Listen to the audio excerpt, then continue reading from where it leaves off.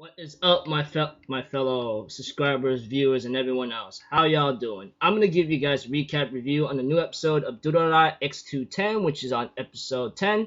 Now, this episode right here, I gotta say, I actually had a lot of enjoyment. Not like a lot of stuff has been happening, but all I can tell you right now is just major setup, possibly, or just certain events going into motion. The way how I look at it. So, if anything else, let's continue. Okay, at the beginning we have to it that a couple things here and there has been going on lately, along with a couple talkings and so forth. But if anything else, I'm gonna start.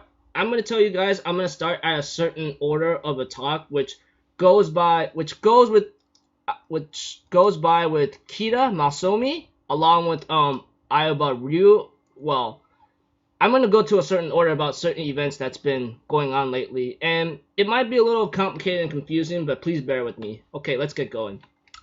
The first important meeting that I see in here is Kita Masomi talking to, let me see here, Kyohei, along with the otaku guy, which, is Yamasaki Walker, along with this other guy. Kita ends up having a little small talk with them about a couple things here and there, which becomes very important. He therefore asks them to ditch the dollars and join his crew, which is really, really complicated right now, though I may have a good, but as the talk continues, it gets understandable.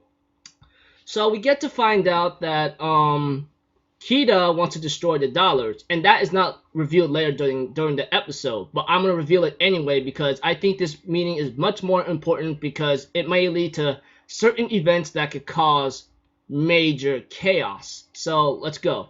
Okay, Kita explains to Kyohei or something, or Karata, to try to join his side, you know. But Karata reminds Kita like, do we look like the kind of people that's willing to betray our friends or something? Answer that question for me right now. And Kita's like, no, that's why I won't force you, but I want to destroy the dollars. I can't give out more detail, though I may have a good feeling of why he wants to destroy the dollars. Maybe to try to save Mikado Ryugami, or whatever. And there might be a good old scene behind that because he might realize Mika might go down a certain path that he may not return from. And therefore Kita left after a couple of things about saying he'll try to avoid them if he become our enemies or something. And I'm thinking in my mind, yo, Kita, you're scaring me right now. Do you have a death flag on you? Because that's the last thing I need to see you from, okay? I'm just saying the honest truth.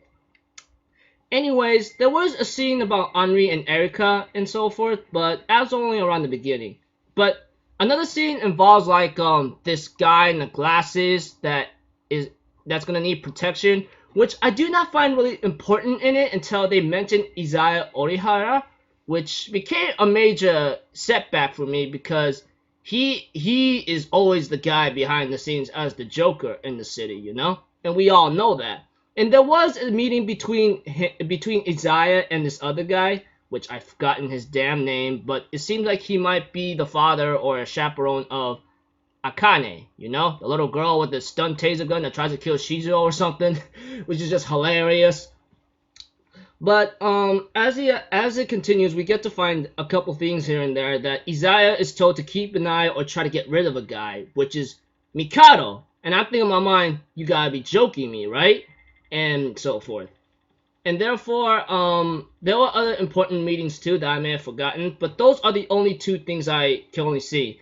Isaiah's meeting with this guy in the white coat, and the Kita meeting, and the guy with the glasses and meeting with his family or something. I could care two less crackalacks about that.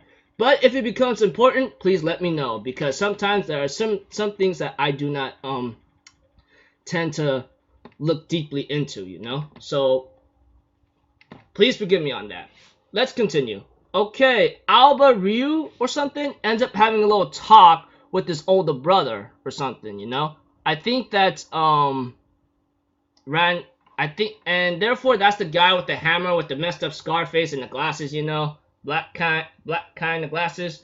And we get to know a little backstory here and there, and that Alba's older brother got sent to prison, and Alba ends up Alba's brother says that he's part of the dollars and warns Alba Kuronuma about a couple things here and there, and that he's gonna be causing some major trouble to him after he takes care of some certain business whatsoever, you know, which becomes later like importance around here and there.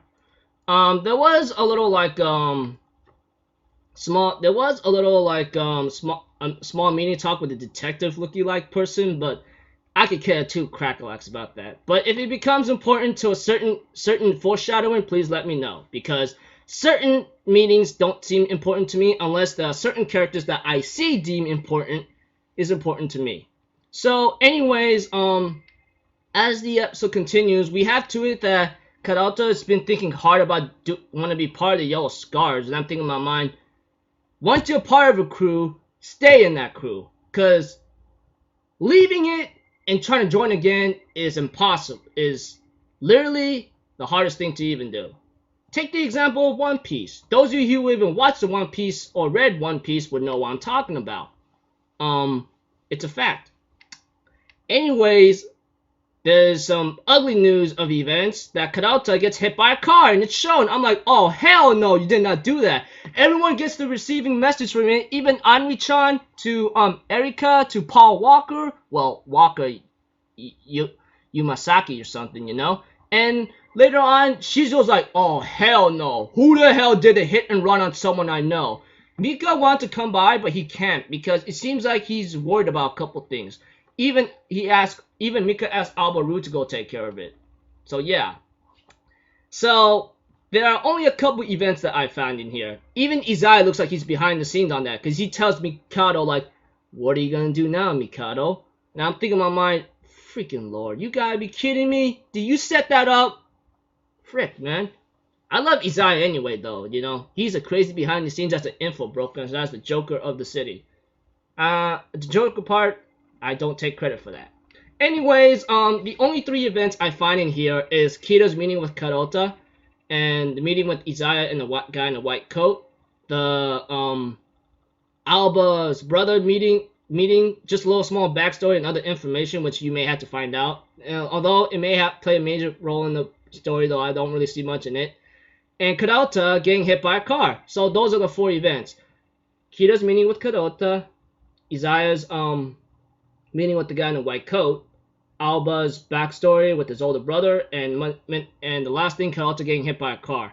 So it looks like events is starting to flow into a certain motion right now. So what's gonna happen? Who knows? Gotta say the episode came out pretty cool. I really wish the events or certain ways of the scenes could have been better, but I think it did what it had to do, because it was simple for me to piece together, put together, and talk about it, you know? So that's all I could find in this episode. I hope you guys enjoyed the episode as much as I did, as much as my recap, even though I am disorganized here and there, and I give out a pathetic explanation. But until then, I'll see you guys later. Until I'm Alpha Zero. Have a good day, and I'll see you guys next time, right? Peace out. Bye-bye. Toot-toot-roo!